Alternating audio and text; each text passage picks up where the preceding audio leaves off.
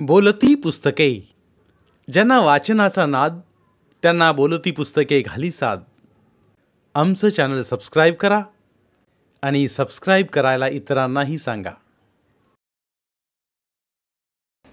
नमस्कार श्रोते मित्र हो, बोलती पुस्तके सादर करीत आहे ज्येष्ठ कादंबरीकार द स काकडे लिखित कादंबरी स्त्री जन्म भाग दुसरा. मोहनाला बाहेर येण्याशिवाय पर्याय नव्हता. तिनं पाहुण्याला पाहिजे तशी लस्सी साखर घालून तयार केली होती. काचेचा ग्लास घेऊन ती आली. लस्सीचा ग्लास तिनं टिपवायवर ठेवला. ही पोरं असं काय करते? लस्सी पाहुण्याच्या हातात द्यायची तर ती स्टुलावर ठेवती.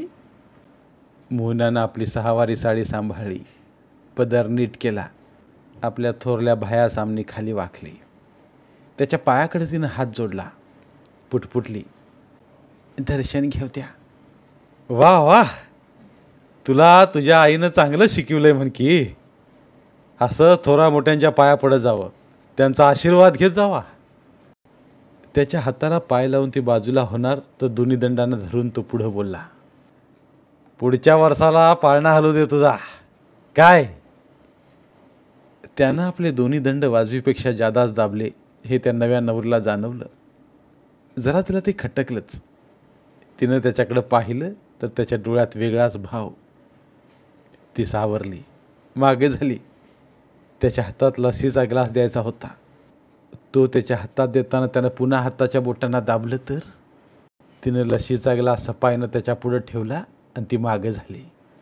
मोना, ग्लास पाहुण्याच्या हातात द्यायचा, आई बोलली. मामी बाय, ह्या नव्या पोरी चालायचंच. थोरलं जावई काय, आम्ही तुमचं जावाई. तुम्ही आमच्या जावयाचं मोठं भाव म्हणून तुम्हाला थोरलं जावाय म्हणलं आम्ही. असं आमचं नाव चंद्रराव, तवा आम्हाला चंद्रराव म्हणलं तरी आमची काही हरकत नाही. मोना अवघडून उभी राहिली. तिला आतल्या दालनात पळता बी येईना. मामी बाय, तुम्ही आमच्या स्वयंपाकाला लागा, आमच्या नवरीला कामाला लावू नका. रोज तीच स्वयंपाक करते की आम्हा दोघींचा. आत्ता ती मोठ्या घरची सुनबाई झाली या. तुमची ती आजपर्यंत लेक होती, आत्ता ती मोठ्या घरची सुनबाई हे समजून वागायचं. म्हणजे तिला इथलं कोणतंच काम सांगायचं नाही. आमच्या घरी स्वयंपाकाला सालगड्याच्या बायका आहेत. आमच्या बायका फक्त वाड्यात आरामात राहणार. पाहुणं रावळं आलं तर त्यांची फक्त त्यांनी देखभाल करायची. कामवाल्या बाईकडनं समधी कामं करून घ्यायची. म्हणजे तुमच्या वाड्यातल्या बायका शेतीवर बी कामात जात नाहीत? शेतीवर त्यांनी फक्त सांज सकाळ फेरी मारायची बस. ते ऐकलं आणि मोहनाच्या आईचा चेहरा फुलला. आपली लेक मोठ्या घरी पडली आहे ह्याचा तिला आनंद झाला. ती तशीच आत गेली. मोहनाला मोठ्या घरच्या सुनेगत वागवायला हवं. ती आपली लेक असली तरी तिला इथून पुढं कोणतंच काम सांगायचं नाही हे तिनं ठरवलं. आपली आई आत गेली म्हणून मोहना आत जायला निघाली तर चंद्रराव खाकरला, बोलला, जरा नीट उभा राहा. काय, तुला आम्ही अजून चांगली पाहिली नाही. लग्नात तोंडाला मुंडावळ्या, चोळी लुगड्यावर शाल पांघरली तुझ्या, पाहिजे तशी पाहिली नाही आम्ही. ते ऐकलं आणि मोहनाला कसं तरी झालं. अंगाला घाम फुटायला लागला. पायात नजर लावून ती उभी राहिली. भरीव अंगाची, पाणीदार डोळ्यांची, गोऱ्या मावसल दंडाची, लोबस छान मांड्या पोटऱ्याची पदर करीन मोहनाला चंद्रराव मागून पुढून पाहत होता. तू ह्या सहावारीपेक्षा नऊवारी नेसत जा, त्यात तू चांगली भन्नाट दिसतीस. नऊवारीचं लुगडं थोरली बी नेसती, पर तिला ते एवढं सोबत नाही. दामोदररावांची सेंद्रा कशी मस्त दिसे नऊवारीत, तिच्या पक्षा बी तू लय मारू दिसशील नऊवारीत. नऊवारीचं तू लुगडं निसून चाललीस तर तुझ्या नऊवारीचा कासुटा नागिनी गत सळसळत राहील बघ. ते ऐकलं आणि मोहनाला तिथं उभं राहावं ना. आपल्या आईला हाक मारून बाहेर बोलवावं असं तिला झालं. तिनं आतल्या दालनाकडं तोंड केलं. मोहना, तू तू खरंच मोहनाच आहेस. मनमोहना, मनमोहना आहेस. मगाशी यानं आपल्या हाताच्या दोन्ही दंडांना धरलं. याच्या मनात आपल्याविषयी भलतंच दिसतंय हे तिला आत्ताच्या बोलण्यावरून ती तात्काळ समजली. मोहना, तू मला घाबरते का काय? ती काही बोलली नाही. त्याला काय सांगायचं? मी का कोण परका आहे काय? शब्दातील खोज कळून बी तिला काही बोलता येईना. तो तिला एकटक पाहत राहिला. तिला पाहताना तो पेटत्या निखाऱ्या गत फुलत होता. तिला वाटलं त्याला फाडकन बोलावं. भाऊजी, तुमच्या थोरल्या लेखी गत तुम्हाला सोबल मी. तुमच्या धाकट्या भावाची नवरी मी. परकीन आहे मी. तरी बी तुम्ही मला बघून असं का बोलताया? असं का बघताय? पण थोरला मुराळी म्हणून आला होता. भिडेमुळं ती त्याला बोलू शकली नाही. ती मग तशीच आत पळाली. तिनं तिथून पाण्याचा तांब्या नेला नाही. लसीचा ग्लास बी नेलं नाही. तिची आई चपात्यासाठी गव्हाचं पीठ मळायला लागली होती. मोहना, तू आत आलीस? चंद्ररावाशी बोलत बसायचं होतं. तू त्यांच्या घरची धाकटी सून नव्ह? मोहना बोलली नाही. तिचा चेहरा फार काळवंडला होता. तिची आई चराकली. पुरीनं चेहरा असा का करावा? तिला पुसावं तर कुजबूज होणार. बाहेरच्या दालनात बसला चंद्रराव कान देऊन ऐकणार. आता कसं बोलावं? मोहनाशी बोलण्यापेक्षा चंद्ररावाशी बोलत बसलेलंच ठीक. आई, तूच बाहेर बस जा, मी स्वयंपाक करते. पर चंद्रराव म्हणाले की तू मोठ्या घरची सून, तुला माहेरी स्वयंपाकाला लावायचं नाही. तुला तिने विचारलं तर सांग तिची तब्येत ठीक नाही, ती आतल्या दालनात झोपली या. मुराळी म्हणून थोरलं चंद्रराव आलेत आणि आपली लेक तर चेहरा मारून बसली. सकाळपासून कावळा वरडत होता तर ही किती हुरूपात होती. कुठं वंजला पुजला हिचा हुरूप? मोहनाची आई बाहेरच्या दालनात आली. चंद्ररावापासून 2 हातभर अंतर ठेवून भिंतीला टेकून ती बसली. मामी बाय, मोहना काय तुम्हाला बोलली काय? काय नाही. असं कसं? मला म्हणाली स्वयंपाकाला लागते मी. माझ्या माहेरी मी माझ्या आईला स्वयंपाक करून देणार आहे. मोठ्या घरची सून असेल तर तिकडं सासरी. माझ्या माहेरी मी आईची लेक म्हणूनच तिचं समद काम करणार. तिची इच्छा बघा. पुरला बाडच आहे. आम्हाला तर असं काय बोलली बी नाही बघा. आपल्या आईला काय बोलणार ती? चंद्रराव मग समजा अंदाज घेत घेत बोलायला लागला. बोला मामीबाई. गप का? तुम्ही इतक्या लांबनं एवढ्या सकाळीच कसा आला तिथं? त्यात तुम्ही तर पायानं आलेलं दिसताय. आम्ही मोटरसायकलनं आलोय. तुमची मोटरसायकल तर इथं दिसली नाही बाहेर. तुमच्या गावच्या वेशीत आलो आणि धडकलो की तिथं सामने असल्या ट्रॅक्टरवर. काय म्हणता? आमच्या मोटरसायकलचा आरसा गेला. लाईटचं डबडं झालं. समद्या काचा फुटल्या. आमच्या दोन्ही हाताला थोडासा झटका बसला. पर वाचलो आम्ही. कोण होता ट्रॅक्टरवाला? सकाळीच नवटाक मारून निघालता नदीची वाळू उपसाय. लोकांनी ट्रॅक्टरवाला धरला आणि चांगला लाथेखाली तुडवला. पोलीसवालं बी धावत आलं. मीच त्या ट्रॅक्टरवाल्याला माफ केलं. त्या पेताळाला पोलीस कुठे टाकून तरी काय उपयोग? मग तुमची मोटारसायकल कुठं आहे? ती गावातल्या तुमच्या फिटरजवळ दुरुस्तीला टाकली आणि इथं तुमच्या रानातल्या घराकडे आलो बघा. त्या फिटरला तुमच्याकडं आमची गाडी घेऊन यायला सांगितलं. तुमच्या घरनं सकाळी किती वाजता निघाला? आम्ही घरनं आलो नाही मामीबाई. मग रातच्याला कुठं मुक्कामाला होता? रात्री नारायणगावला हॉटेलमध्ये राहिलो बघा. काय हॉटेलमध्ये? ते का? नारायणगावला आम्हा द्राक्षावाल्या बागायतदारांची मिटिंग होती काल. मिटिंग झाल्यावर चाकणला गेलो होतो आमच्या बहिणीकडं. तिथनं निघालो तर रात झाली. म्हणलं तुमच्याकडंच रातचं मुक्कामाला यावं. तर मग यायचं होतं.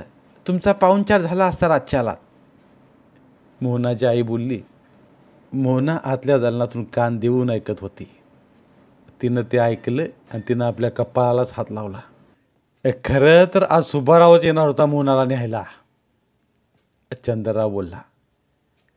आपला सुब्बाराव आपल्याला न्यायला येणार होता, पण मग हा हरामी मधी कसा कलमाडला? मग सुब्बाराव का आले नाहीत?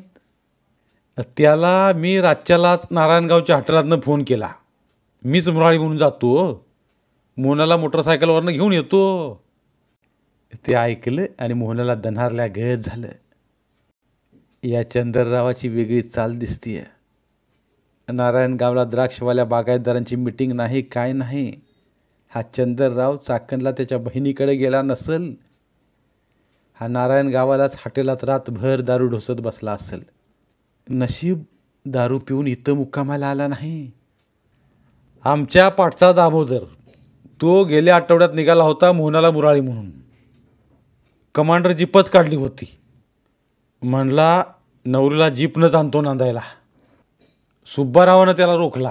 म्हणला मी जाईन मोहनाला आणायला, माझ्याशिवाय तिला कुणी आणायला जाऊ नका. म्हणला मोहना माझ्याशिवाय येणार बी नाही. सुब्बारावला हॉटेलातनं फोन करून आम्ही इकडे यायला रोखलं. तुम्ही त्यांना रोखलं ते बरं केलं, मोहनाची आई बोलली. ते बोलणं ऐकलं आणि चंद्रराव नवलवाणी मोहनाच्या आईकडे पाहायला लागला. ही मामीबाई भोळसट म्हणावी की चालबाज म्हणावी? हिच्या मनाचा थांगपत्ता कसा लावायचा? मोहनाला न्यायला सुब्बाराव येणार तर खेळी खेळू. रात्री आपण नारायणगावच्या महागड्या हॉटेलात मुक्कामाला राहून त्याला वाड्यात फोन केला. नव्या नवरीला आम्ही घेऊन येऊ, तू इकडे यायची गरज नाही. तुम्हाला मुराळी कोण पाहिजे होता, सुब्बाराव की दामोदर? त्या दोघांना बी तुम्ही बाद केलं, तेव्हा आम्ही काय बोलणार? मोहनाच्या आईनं सहज बोलणं केलं. नेमकं बोलणं टाळण्यासाठी तसं बोलणं भाग होतं. म्हणजे आम्ही आलेलं तुम्हाला आवडलं नाही म्हणा की? तुम्ही आला तेच बेस झालं बघा. म्हणजे सुब्बाराव नाही आला हे ठीक म्हणता तुम्ही? खरं तेच म्हणते. लगीन होऊन 15 दिवस झालं, अंगाची हळद नीट कुठं निघाली? लांबची सासरवाडी ही. तुमचा नगर जिल्हा तर आमचा पुणे जिल्हा. त्यात तुमचं गाव डोंगराळ भागातलं. तुमच्या गावात एस-टी बी नाही आहेत. पुणे नाशिक रोडला फाटा फुटतो तुमच्या गावाला जायला. आमच्याकडे जीप हाय, मोटरसायकल आहे की. त्यामुळं डोंगर दऱ्यात आमचं गाव असून बी आम्हाला पायाने इतक्या लांब यायला काही त्रास नाही. लई रात झाली तर चोर दरोडेखोरं लुटण्याला टपून बसले असतात. त्यात जंगली जनावरं बी. लोक रातची यायची घाबरत्यात. मोटरसायकल जीपवालं बी रातचं धाडस करीत नाहीत. मोहनाच्या मावशीनं लग्नाआधी ह्या लग्नाच्या मागण्याबद्दल आधीच सांगितलं होतं. लगीन जमलं तर मोहनाला एकदा नांदायला गेल्यावर वर्ष 6 महिने सासरी राहावं लागणार. मोहनानं मन घट करायला पाहिजे. तिनं मन घट केलं तर तिचा तिथं निभाव लागेल. कधीतरी तिला माहेरी यावंसं वाटलं तर इतक्या लांब कोणी आणून घातलं तरच जमणार होतं. माहेरी एकटीनं येण्याची तिला भीतीच वाटणार होती. पण डोंगर दऱ्यातला नवरा भेटला तरी तो घरचा गडगंज होता. गावात वाडा होता. मुळा नदीकाठी बागायती जमीन होती. ऊस, द्राक्ष, केळीसारखी श्रीमंती पिकं होती. कांदे, बटाटे, कोबी, फ्लावरसारखा वर्षभर निघणारा माल शेतात पिकत होता. शेतीवर झोपड्या बांधून तिथंच राहणारी शेतमजुरीची माणसं होती. सुब्बारावला त्याच्या डोंगरदऱ्यातील तालुक्यातल्या कोणत्याबी गावातली मोठ्या घरची पोर मिळाली असती, पण त्याला डोंगराळ भागातील कमी शिक्षणवाली पोर नको होती. त्याला देखणी आणि कॉलेजपर्यंत शिक्षण झालेली पोर पाहिजे होती. मोहना 12वी पास झाली होती. तालुक्याच्या सिनियर कॉलेजला 13वीला जात होती. घराजवळच एस-टीचा स्टॉप. त्यामुळं तिची तालुक्याच्या कॉलेजला जाताना पळापळ होत नव्हती. गावातल्या स्टॉपला तर निम्मी एस-टी भरल एवढी पोरं पुरी कॉलेजला जात येत होती. मोहनाला कॉलेजच्या पुढची डिग्री घ्यायची होती. कॉलेजला प्राध्यापिका म्हणून काम करण्याची तिची इच्छा होती. पण तिच्या मावशीनं तिला मागणी आणायला सुरुवात केली तेव्हा ती वैतागली. तिला लग्नाची घाई नव्हती. तिला शिक्षण महत्त्वाचं वाटत होतं. सुब्बाराव मोटरसायकलवरनं तिला बघायला आला त्या टायमाला मात्र ती त्याच्या प्रेमातच पडली. तो ॲग्रिकल्चरचा पदवीवाला होता. गावची शेती चांगली नव्या बागायतीची करायची म्हणून त्याला कॉलेजला टाकला होता. तो राहुरी कृषी विद्यापीठातनं बाहेर पडला तेव्हा त्याला वाटलं पुढं आणखी शिकावं, शेती अधिकारी व्हावं, बंगल्यात राहावं, दिमतीला सरकारी नोकर चाकर असतील, बंगल्यावर मग बागायतदार भेटीला येतील, सरकारी बागायती शेतीतली फळं भाजीपाला हाताशी राहील, बायका पोरं मग बंगल्यात राहतील, आपण फक्त सरकारी जीपनं रुबाबात सरकार दरबारी पाट्या टाकत राहू. पण घरच्यांची इच्छा त्याला मोडता आली नाही. त्याला घरची शेती बघायला लागली. त्यात मोहना पाहिल्यावर तो लागलीच तयार झाला होता. मामी बाय, एक गोष्ट मात्र खरी बघा. कोणची गोष्ट व? आज पोत आमच्या डोंगरदऱ्यातल्या गावात दामोदररावांची बायको सैंद्रा समध्या बायकामध्ये दिसाय छटाकी होती बघा. पण आता काय, सुब्बारावाच्या या मोहनानं सैंद्राच्या रूपाला बी पार झाकून टाकलं. तुमची लेक दिसाय बाजिंदी आहे बघा. गावाला पार भुरळ घातली या मोहनानं. मोहनाच्या आईचा चेहरा त्या बोलण्यानं फुलला. त्या अभिमानानं हसली. आतल्या दालनातनं हे समजा ऐकणाऱ्या मोहनाला मात्र धुंदावल्या नागराजानं अंगावर फडा मारावा असं झालं. ती शहारलीच. दामोदररावाची सैंद्रा मोहनाची मधली जाऊबाय. मोहनाला ती चांगलीच आठवली. लग्नात ती चांगल्या नऊवारी चोळी लुगड्यात होती. तिच्या समद्या अंगावर केवड्याचं रान सांडलेलं दिसत होतं. दंडात चोळी रुतली होती. कपाळाला कुंकवाचा मळवट होता. त्यावर चमकी पिरलेली होती. डोळ्याला काजळ होतं. सुब्बारावनं आपल्या नवरीसाठी आगाऊच मेकअपचं सामान आणून ठेवलं होतं. त्यातली गुलाबी रंगाची कांडी तिनं आपल्या ओठावर फिरवली होती. गुलाबी रंगाची पावडर गालावर ब्रशनं फिरवली होती. मुळातच ती चार चौघात उठून दिसणारी. त्यात ह्या नट्ट्या पट्ट्यानं ती लईच डोळ्यात भरत होती. लगीन लावताना नवरदेवामागं ती हाराडेरा घेऊन उभी होती. शेवटचं मंगलाष्टक झालं. नवरदेवानं नवरीला माळ घातली तेव्हा तिनं सुब्बारावला बाजूला करून आपल्या ह्या धाकट्या जावेला कडकडून मिठी मारली. पटापटा तिनं तिचं मुक्क घेतलं. तिला ओळख देत ती उमदेपणानं बोलली, मी तुझी मधली जाऊ बाय. तुझं रुपडं आवडलं मला. राहावलं नाही म्हणून तुला मिट्टीत घेऊन मुक्क घेतलं पटापटा बघ. सैंद्राचं रूप मोहना बघत राहिली होती. मोहनानं मग तिला लगेच सांगून टाकलं, मी आत्तापासूनच तुम्हाला सोडायची नाही. तिकडं सासरी बी तुमची सुबतीन म्हणूनच राहीन मी. लग्नाच्या वरातीत मारुतीच्या देवळापुढं लेझमाचा डाव रंगात आला होता. तेव्हा मोहनाच्या कानात सैंद्रानं हळूच सांगितलं, आपल्या वाड्यात समद सुख आहे, काही बी कमती नाही. थोरलं भाऊजी मात्र त्यांचं काय, वर्तणूक धड नाही त्यांची.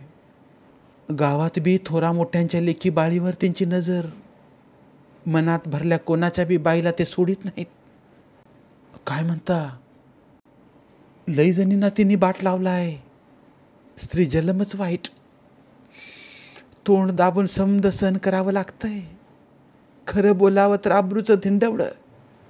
सहन झालं नाही तर नदी नाही तर हिर जवळ करायची. थोरल्याचा तुम्हाला काही अनुभव? मोहना बोलली, माझ्या लेकराची आण घेऊन सांगते. त्यांनी माझा बी पिच्छा धरला आहे. एक दोनदा हात धरला था माझा, पण आरडाओरडा केला मी तसा मला सोडून पळाला चंद्रराव. मी तर बाई जपून असते त्यांच्यापासून. मोहनाला समद आठवलं. डोकं गरारल्या गत झालं. थोरलं चंद्रराव धड नाहीत. दामोदरराव आणि सुब्बारावला इकडं मुराळी म्हणून येऊ न देता स्वतःच ते आले ना. त्यांच्या वासना भरल्या डोळ्यात आपली छबी चांगलीच भरलेली दिसते. आपण सावध व्हायला हवं. मामी बाय, बोला मोठं जावाय. मोहनाला म्हणावं स्वयंपाक अवकाश कर. आमचं गाव लांबचं असलं तरी जायची एवढी काही घाई नाही. चांगलं जेवण खाण करून पार संध्याकाळच्याला निघू. अहो जायला रात होईल की तुम्हाला. आम्ही मोटरसायकल आणली आहे की. मोहना त्याचं बोलणं ऐकून थरथर कापायलाच लागली. तिच्या काळजाचं पाणी झालं. इतक्या लांबचं सासर, डोंगर दऱ्याचा मार्ग, या थोरल्यानं कमांडर जीप आणायची तर मोटरसायकल घेऊन आलाय. त्याचं कारण उघड आहे. मोटरसायकल जोरात काढली की पडण्याच्या भीतीनं आपण त्याच्या अंगाला धरावं. त्याच्या अंगाला धरलं नाहीतर ते आपल्याला धरतील. मोहनाला राहवलं नाही. ती सरळ बाहेरच्या दालनात आली आणि कडाडली. आई, काय ग? तिच्या आईला मोहनाचं ते कडाडणं वेगळंच लागलं. मी ह्या थोरल्या संगती नांदाय जाणार नाही. काय? हां, मी ह्यांच्या संगती जाणार नाही. तिने आपलं जेवण खाण करून एकट्यानं जावं.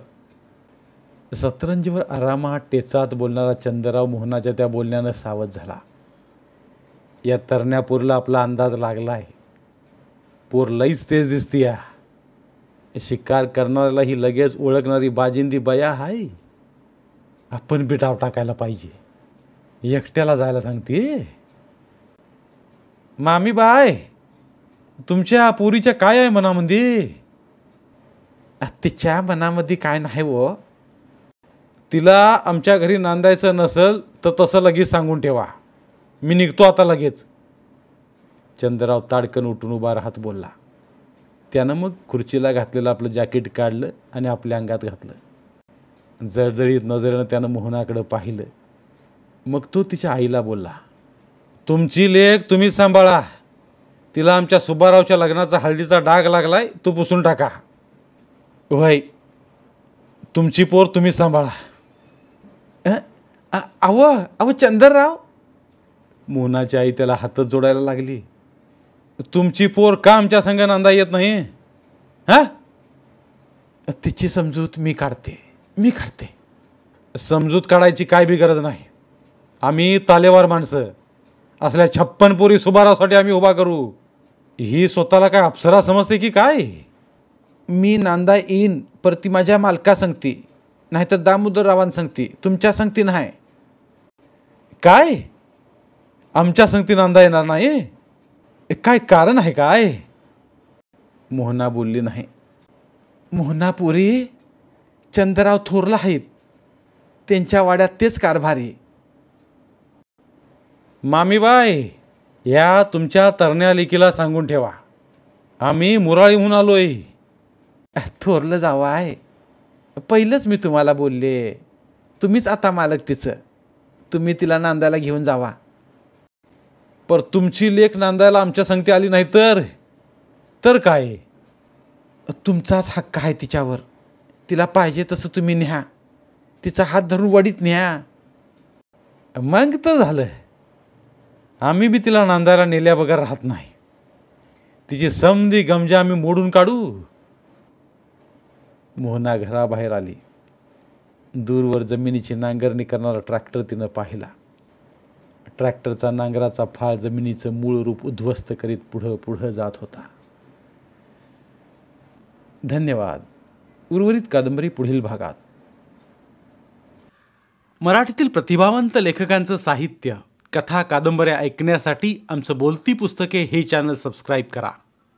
आणि मराठी साहित्याचा प्रसार करण्यासाठी प्रत्येक मराठी माणसाला सबस्क्राईब करण्यासाठी आवाहन करा. आणि बोलती पुस्तके या साहित्य चळवळीत सहभागी व्हा. आपले पुन्हा एकदा धन्यवाद.